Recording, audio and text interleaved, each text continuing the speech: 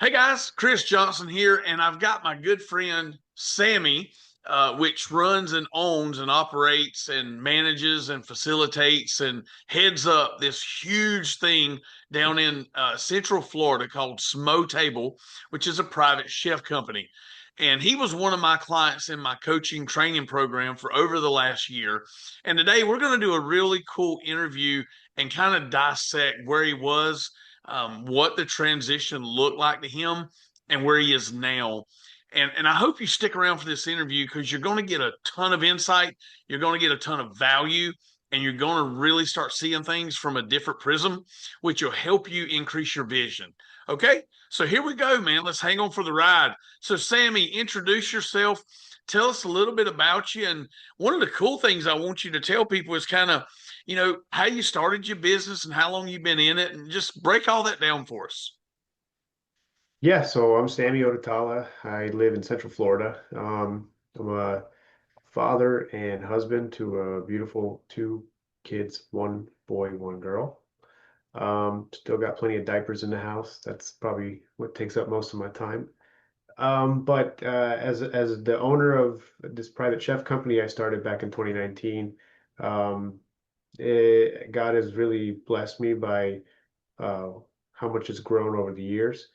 And it's any business owner, you do get to a place where you might fall stagnant and you feel like you're stuck. So that's where you came in the picture. I gave my life to Christ and I started to see a different version of myself, a lot more potential through Rise Up Kings, and that's where you and I met. But ultimately, you were the coach I needed in my corner that helped me push past those boundaries. I didn't really have anybody speaking life into me the way you did. So um, yeah, now we're growing. The business has doubled, and when I first started this thing, my vision was to grow it so that I can create some sort of freedom for chefs. Yeah, what chefs I felt like they deserved, which was to operate in a space where they can push past their own boundaries and also be compensated fairly without the restrictions of what maybe a restaurant or a hotel might put on them or corporate life. So Oh, wow. um, being able to deliver and serve clients directly, it's that feedback loop that you get that I think chefs crave. They actually see the client eating that first bite of their food right in front of them because they're just a few yards away. Yeah, They can hear them reacting. Oh my gosh, this tastes so good. It's like those little things will fill chef spirit up, that's so and cool. so that's really mainly why we do what we do. But obviously, we care about how we deliver services to customers.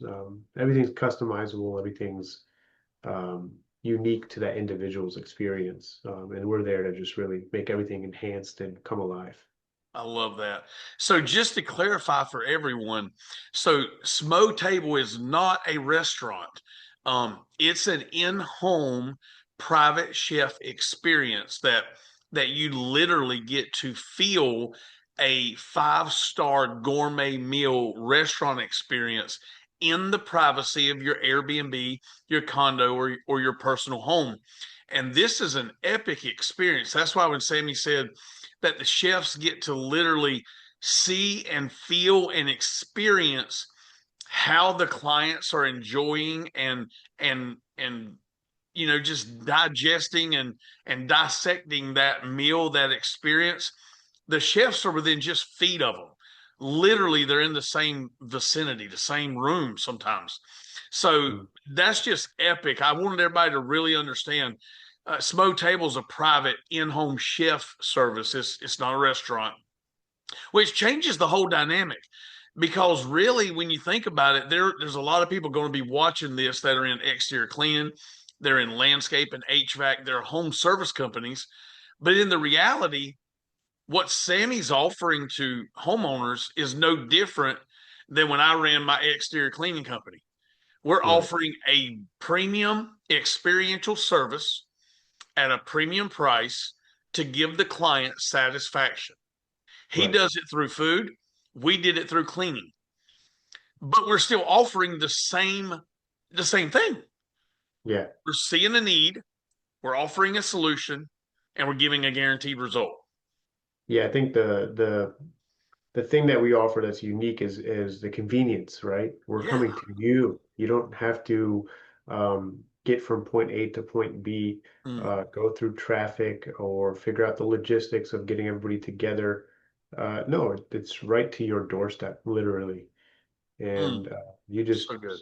you just accept that offer and you get those services without any kind of disruption to your day-to-day life or having to maneuver things around. Like it's so stress-free, you know, like there's that's priceless in itself is the relief of stress we're going to be able to take away from a client, knowing that they Mm. don't have to coordinate any of that kind of stuff. That's just cool. That's cool. I hope anybody watching this, if you're going to Central Florida, if you're going to visit Orlando, man, Google Smo Table and get booked months in advance. Okay, you can't go to Central Florida and on Monday say, well, let's order Smo Table on Thursday. It don't work that way. He's super busy. And if he were to get that done for you, you would pay an exorbitant amount of money. So just go ahead and book that months in advance when you plan your trip. Plan to experience Smo Table while you're in Florida. So, Sammy, let's go back to when you started with me a little about a year ago, a little over a year ago. Yeah. You come into our program, and there's no judgment here because we've all been in these different types of situations. So I want people to understand Sammy's story is not unique. It's just it's normal, basically. So you were stuck between 400 and 450,000, if I'm right, for like 3 or 4 years. Is that correct? Yeah, I had a hard time breaking through that $500,000 mark. You know, it was a struggle because I didn't see the light at the end of the tunnel. You know, I felt like maybe that's just what I'm capped out at. Mm. And that's what I believed at the time. What were some of the biggest challenges facing you when you were in that point in your life? What I was able to do, what I was capable of do. What was possible for me So and limiting beliefs. very limited beliefs. Yeah.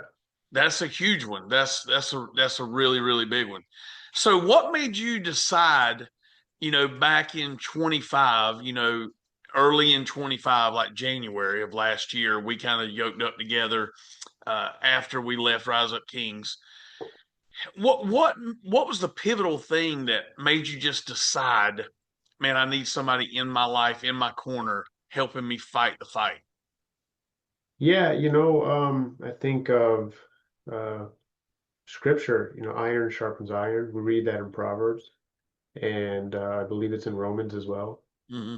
And it's so true. You know, I can't expect myself to just figure it out without good counsel, without a coach in my corner. I needed to surround myself with other capable men, or even more, a man that's already done something like this and was willing to mentor or coach somebody else. And you were that person. You've had grown a business to multi-million dollars, and you knew what it took to put all that structure in place and to remove those limited beliefs. So I seeked out, you know, a man of wise counsel. I love that. And did it feel weird to you? Because I'm sure it had to, that I'm in the exterior cleaning world, right? And you're Yeah. in the private chef world. Did that ever cross your mind that this guy's in a whole nother industry? How can he help me? Yeah, 100%. I don't know if you remember the first quite a few meetings we had, but basically I would tell you, you don't get it, man. It's different. It's a lot. It's complicated. But and you used to just tell me to basically, in your own kind words, shut up. Like it's not that complicated. It's And not that complicated. yeah, and you were right about it. There's a system in place, and the system can be worked with any services. And it was again those limited beliefs I needed to remove, and that was just excuses I was coming up with. So that's so funny to think back on it now. He's like, in your kind words, you were just simply saying, shut up.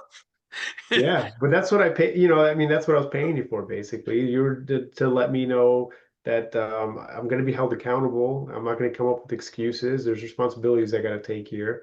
and there is a way out. Like, let me help you figure this structure. Yeah.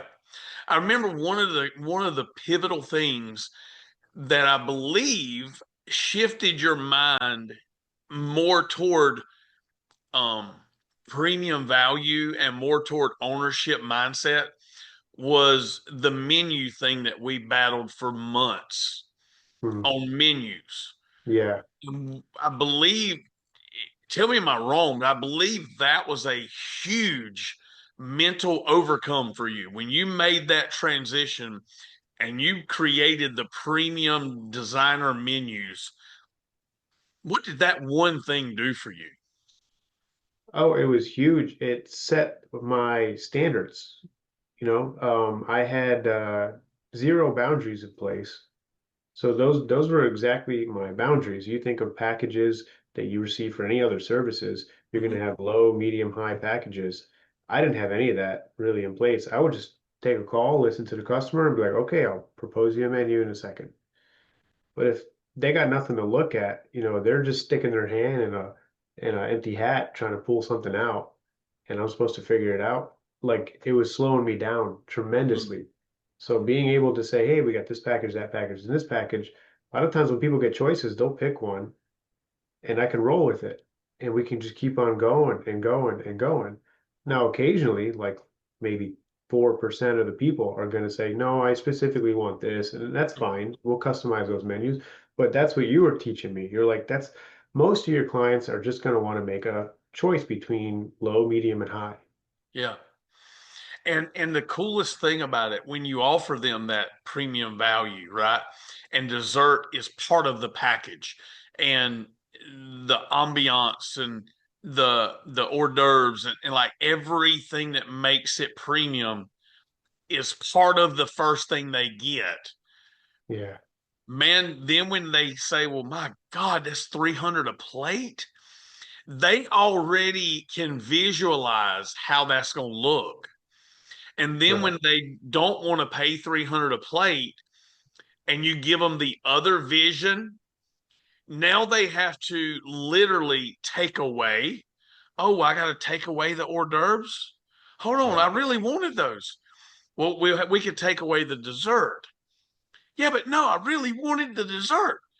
Well, Sammy, let's just stick with package A and let's just really make this thing mind blowing epic. Like, Right. let's just do it.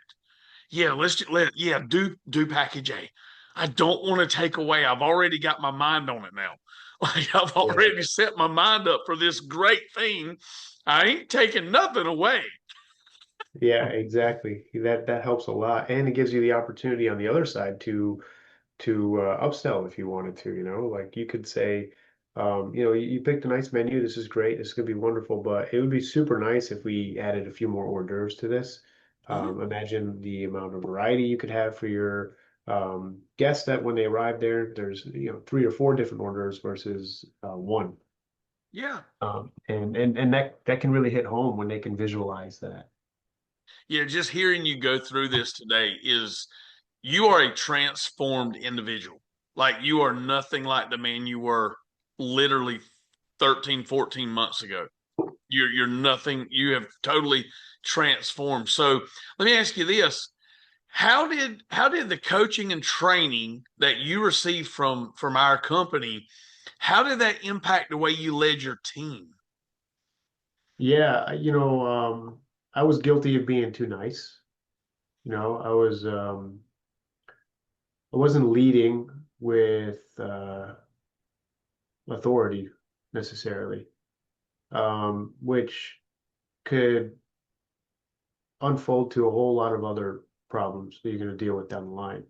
And as you grow, Mm, like people are going to want to lean on something strong, yeah. foundation, right? So how I was able to lead was by structure, systemizations. People can get on board with that. It also comes with transparency. Mhm. So it wasn't complicated. It was simple. Like Yeah. you sign up for this, you get that. You got this expectations, and you leave with that.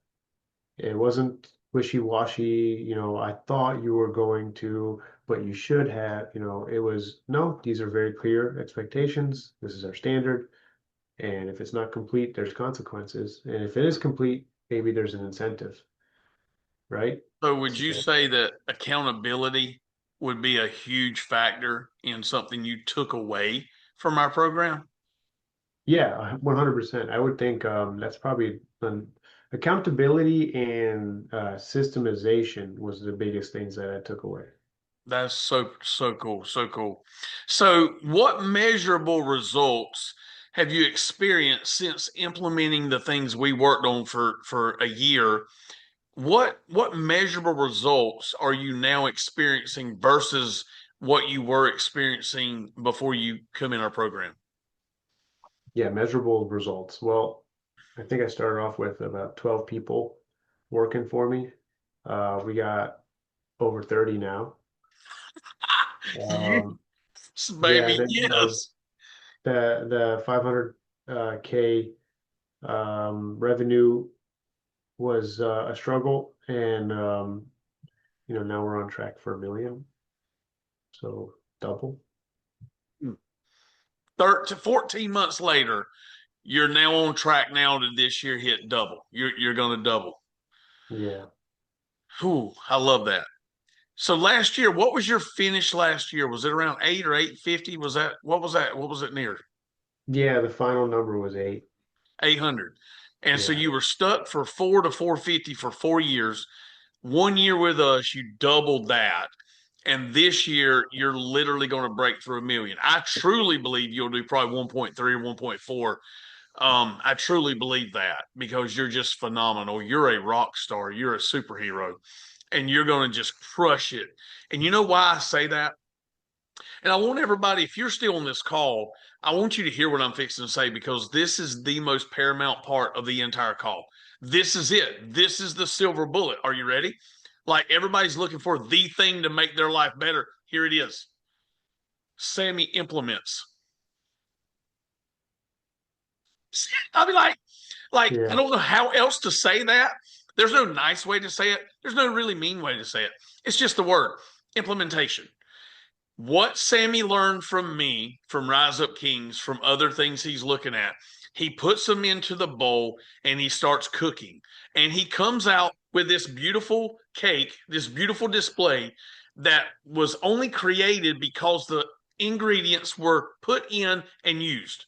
That's it. It's that simple. Am I telling the truth? yeah. That's 100% true. Because I mean, we all know like a lot of people like to absorb content, information, but it's those who take action on what Yeah. they were. Yeah, And I had to make it a food analogy, so you would get it because we're talking to a chef here, guys. So we had to, mix some ingredients right to make something that we're going to eat and digest. But guys, the real simple thing is though, if you learn, you're just a very smart idiot. If you actually implement everything you learn, you're going to be a phenomenal, transformational, I don't even know words I'm looking for. You're going to be a phenomenal transformational human that leaves an impact and a legacy beyond your years. But if all you do is die with a bunch of knowledge, nobody will know you in 3 days. yeah, See, wisdom in the Bible, wisdom is the implementation of knowledge. We're not wise because we know things. We're wise when we apply the things we know to our life. right. And Sammy, you do that, man. Like you were a phenomenal client. And it was epic to walk along beside you and be a strategic partner with you and watch how you grew just by implementing the things you learned. And so I want to just say thank you for that because that made my life as a coach so much more enjoyable seeing the fruits of your labor. And it's just it's mind blowing. So I love it. I love it. I love it. What would you say? What would you say, Sammy, would be the biggest personal breakthrough that you've had over the last year? Yeah, personal breakthrough. I remember we had this moment where you were trying to get me to step outside of my chef title. And I felt that was super challenging because it was like the only title, I felt worthy of, right?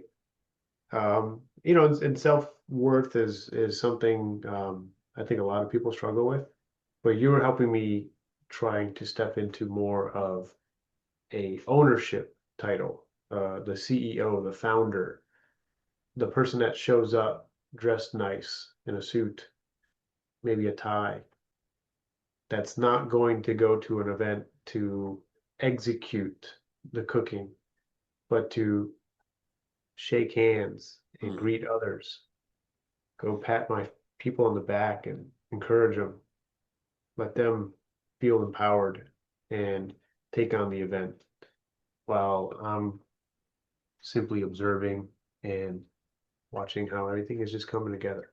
Yeah. How did that feel? Taking off the chef coat, putting on a sport coat. And he did, y'all. He went and bought a sport coat and actually started wearing a sport coat to events so he wouldn't want to get dirty and wouldn't want to cut up onions and, dice celery. He didn't want to do any of that because he's in a sport coat. How did that feel, Sammy, when you transitioned from being the guy doing the work and feeling like that was your identity? And when it shifted into owner identity, how did that feel? I was able to loosen my grip on life. I was able to flow in a state where I was comfortable and confident. The state I showed up was a ownership state. Mm, I wasn't showing up with this mindset like everybody's depending on me. mm. That's not a good spot to put in because it could also be narcissistic Oh, yeah. if you're just Little, thinking mm, like, oh, this is about me. I need to do this. It's all me, little right? prideful. Prideful, A yes. little prideful, yeah.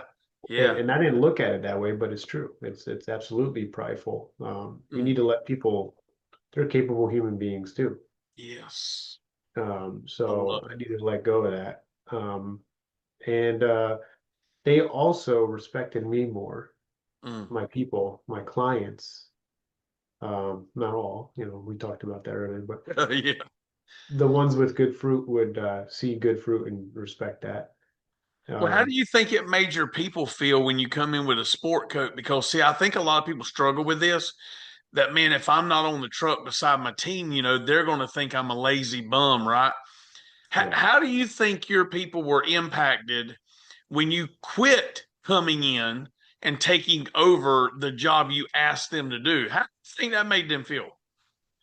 Yeah, they took a lot more ownership of it. They knew like, okay, Sammy's not going to come in here and like a wrecking ball and just take over my crap. That's what Uh, it's like, ain't it? it is, and I didn't look at it that way, but that's what I was doing essentially. I was saying, hey, show up to this party and basically just be prepared for me to just step all over your crap so I can take over. I'm laughing. I'm not laughing at you, Sammy. I'm laughing with you because we've always business owners, we've done it. Like we've all Yeah, done it. We think we gotta save the day, and the day's not in trouble. no, it's not. And hey, listen, it's okay if mistakes happen. It's okay Yes. if a client gets a little irritated. Yeah. The best thing about that situation is you're going to grow, you're going to learn, they're going to remember. Mm, You know how many times I've had a conversation with Grace to my people about, we had dropped the ball on this, yeah. and they immediately they're like, yeah, it's not going to happen again. I'm not going to make that happen again. That's that ownership. And you Yeah, can't give ownership if you're always taking it back from them. yeah, So this is so I hope you're listening to this conversation, guys. I hope you're taking something from this. Giving ownership to your team is so much more powerful than yeah, you thinking you're the hero in everybody's world and you've got to go lean in every time there's something to do. You got to help do it. You don't.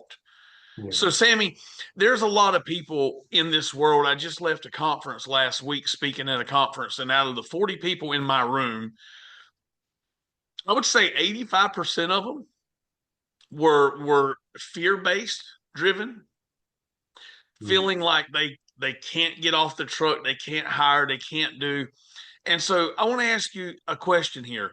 What would you say to another business owner that feels stuck like you once were? What would you say to them to help them get through that threshold? Yeah. If they're feeling like they can't take that next step, they don't know how to, you know, jump to the next level. Um, you you just have to trust that all the work you've done and everything you've had prepared for that moment, it's going to work out. You need to know that the other option is you never take that shot, you never take that move, and nothing's going to change. That should scare you more than the Mm, possibility of, well, this may or may not work out. And like I said, if it doesn't work out, guess what? It's going to be a really cool learning lesson because sure, there's W's and L's, and we learned this from Rise of Kings, but turn that L into a learn, not a right. loss, That's right. right? Yeah. So you just got to make that jump and just trust in God if that's what His will is for you, that it'll grow and you'll prosper from it. Yeah. And if not, then He'll definitely teach you to learn No something doubt. else about it. So, If those people are listening right now and they're struggling, what would you tell them about getting help? What would you recommend for getting help or you know going outside of their little circle of friends or peers? What would you recommend to them? I mean, certainly hiring a coach that helped me out tremendously. Um, and same with the whole fear thing. You helped me remove a lot of those limited beliefs, fears that were driving me from making next steps. You know, like with you, I hired my first admins. Mm-hmm. So with you, I felt like it was possible to hire more chefs and servers and all that, so I can continue to grow because um, I wasn't planning on being there. I had changed everything in my structure, my pricing and the way I delivered and how I showed value and the scheduling that was going to be put in place. I wasn't going to be a part of that. I needed to stay in this chair in this office and see things from a bird's eye view if I ever wanted to grow or see the paths of how I could grow. Yeah. And you And allowed me to stay in that position. you also got a CRM that year too, your first ever CRM. How did that help you? It was super nice to see the organization and, especially during moment, because we all have slow moments. So it's like when you're slow, you're like, okay, well, let me pull out the CRM. What can I do? How can I get some business here? Who can I email? Who can I reach out to? These things the CRM can help you do. And then if you're, really advanced and working at a high level, you already got this in a flow. You're already getting this like clockwork, the CRM and reaching out to folks on a monthly basis or Yeah. what it is. Yeah. And guys, this is a plug for the CRM that I use. I'm not an affiliate with them, which I should be. I should be a paid promoter for them because I just like the product. And it's called the Customer Factor. And it's relatively inexpensive for what it does. I mean, but it's a phenomenal program. If you're in the home service business at all with repeat customers or one-off clients, this program is so easy to use, it's so easily implementable, and it's so inexpensive. You got to have a CRM. So, side advertisement plug, get a CRM, guys. Get the customer factor. It will literally transform the rest of your life. So I do that for you. I recommend that to you. Um, if someone's listening right now and and they want the same kind of results you've experienced, what would you recommend for them? What would you recommend do? I mean, you got to take action, like paying for a coach. When you pay for something, you're more willing Mm, to use it, right? So I mean, sure, you could have like somebody you could reach out to that's willing to share some stuff with you, but I mean, if you're really trying to move that needle, and there's like a weekly call and there's a weekly follow-ups and There's weekly my masterminds and things like that. You're constantly in the mix of that, and you're paying for it. So subconsciously in your head, you're like, I gotta get my money's worth. I gotta Yeah. like make sure I'm getting what I can. I'm squeezing the juice out of this lemon. So there is some subconscious connection to that when you pay for a coach. But also, like if if you're that person that's thinking like that, you're going to be implementing these things because otherwise you're going to just allow this lack of action and implementation that's going to just soak into like shame, really, because you're just being lazy and you're not doing the things you're supposed to do. And it's really that simple, just doing what you know to do. And the thing is, most people don't do the simple things they know to do. And guys, that's what coaching and mentoring does. It holds you accountable to do the things that you already know you need to do. You're just you're just in limbo of doing it. And here's the reality. We call it procrastination, but I don't necessarily believe in procrastination. Sammy, I believe, and you've heard me say this before, I believe procrastination is literally fear. And Yeah, I don't know that the result's going to be what I think it's going to be, so I would rather not do it. It's right. fear. Because if you really knew that if you changed your menus and you would have done that 4 years ago, you'd have already been at 4 million by now. But you didn't think it was going to be like, it can't be that big a deal. Like, it's not going to work. So what's the point of me pouring time into it? But if you really believed that just by changing your menus and offering packages and starting at premium values first, if you truly believed that that would work, you'd have did that 4 years ago. Right. See, that's not procrastination. That's fear, doubt. Just is camouflaged as I'm too busy. I need to put that off. Yeah. But if I truly believe the book I'm writing is going to sell 1 million copies, it's going to be first priority. It's not getting put off. It's got to be done, right? But I don't know that it'll sell 50 copies. So we can wait a day or two. Right. That's see, it's faith versus fear. And guys, that's all it is, man. And so, man, I hope y'all took something away from this interview with me and Sammy. I wanted to do this interview for two reasons, and I'm gonna be fully transparent. I did want him to brag on me a little bit because I want another client and I want to serve people and I want to help people. But I also wanted to brag on him a little bit because I want him to get service from you and I want you to experience the service he can provide you. And I want you to pay him to do it. And so when you're in Central Florida, I want you to look up Smo Table.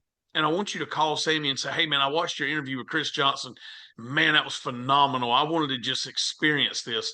And when you book the call, say, hey, I want to see Sammy come to the house in that sport coat because I want to shake his hand because he changed my life. Because this interview right here has the potential to change your life for the rest of your life. From what Sammy experienced with 1 year with us, he's just give you enough nuggets, enough gold to change your life forever if you just implement the things you heard today on this call. Guys, it's so simple to win. It's so simple to care. And it's so imperative that we serve. And so from Chris Johnson, I pray you have a wonderful and rest of your day. And if you need to reach out to me, man, look me up, Chris Johnson, leadershipservices.com. I'm on LinkedIn. I'm on YouTube. I'm on Facebook. I'm everywhere. I'm an ex exterior cleaner. I'm at some of the conferences. Guys, reach out to me. I'd love to serve you. And there's going to be a link below. If you want to do a quick 15-minute call, man, click that Calendly link and let's just at least touch base to see if I can add value to you. Is that fair? Sammy, thank you so much again, man. And any last words, anything you want to say to them, and give us a book to read. Tell them a book that could help them. Yeah, I would say The book is right. I'm looking at it right now. It's called Buy Back Your Time by Dan Hmm. Marcel. You refer to this book all the time. It's a nice bright blue book that is filled with wonderful nuggets. And it's literally what it sounds like. It's going to help you as a business owner buy back your own time so you can spend quality present time with where you find it most important with your family. For me, it's my wife and kids. So yeah, that's a wonderful book. And I would say that you got to do hard things because that's what we're called to do. We're not called to stay comfortable. We're called Yeah. to go out there and do hard things. So specifically as a man, you got to go out there and do hard things, and don't let that comfortableness settle in whatsoever because that's ultimately going to rot you from the inside out. I love it. Thank you once again, Sammy. And guys, thank you for watching. Go click the links below. Let's have a quick conversation. Talk soon.